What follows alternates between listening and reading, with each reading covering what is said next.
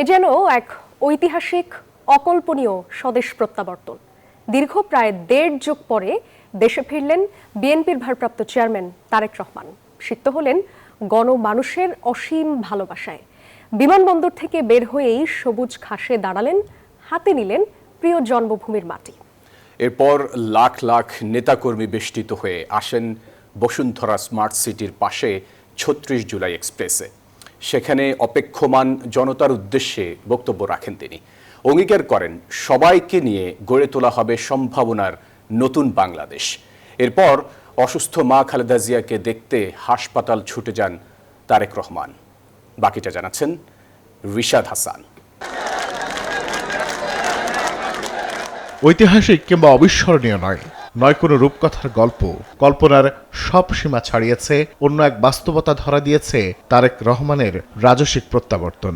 লাখ লাখ মানুষের ভালোবাসায় সিক্ত হয়ে তারেক রহমান জন্মভূমিতে ফিরলেন বীরের বেশে, সংকটময় রাজনীতির আলোকবর্তিকা হয়ে। প্রাণের উন্মাদনা আর গণমানুষের ভালোবাসা সব মিলিয়ে তারেক রহমানকে ঘিরে সৃষ্টি হয়েছে মহাকাব্যের নতুন পংক্তিমালা, যেখানে কেবল কৃষক শ্রমিক জনতার নয়, অবসান হয়েছে সব নির্যাতিত নিপীড়িত মানুষের বহু বছরের অপেক্ষার পালা। এমন ফেরার গল্প আর কার জীবনে আছে? কতটা আছে বাংলাদেশের রাজনীতির ইতিহাসে?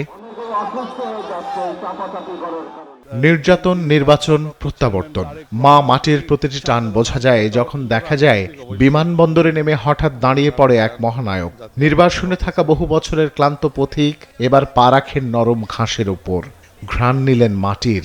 এ যে মাটি মানুষের, লাল সবুজের, বুকে জেগে ওঠা আগামীর সম্ভাবনা।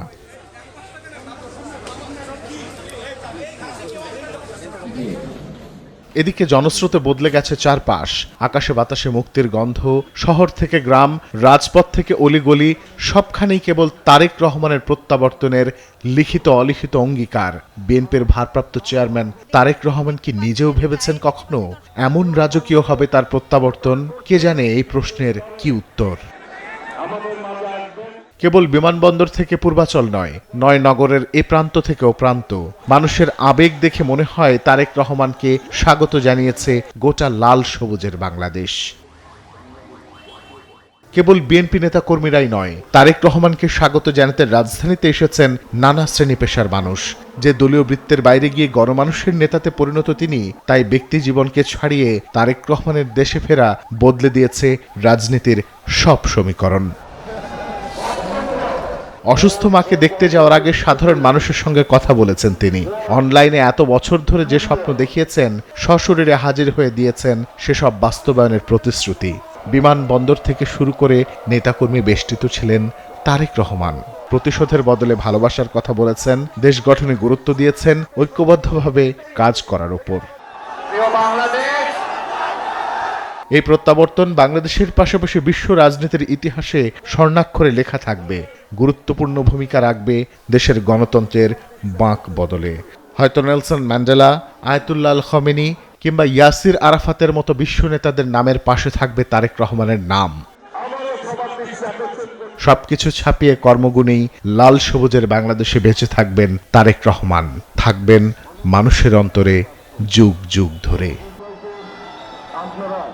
রিশাদ হাসান, নিউজ 24, ঢাকা।